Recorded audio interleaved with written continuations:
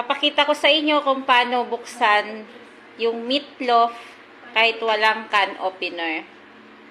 Ito yung style pang bundok pag wala tayong abrilata.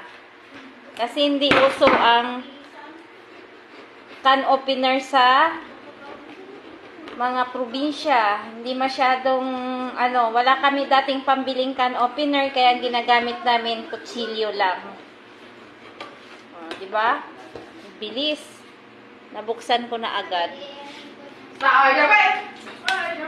Matanggal ko naman yung laman sa loob na hindi nadudurog.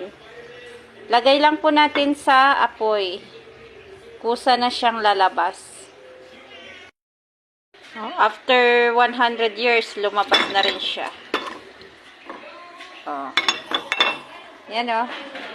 Diba? Ang bilis.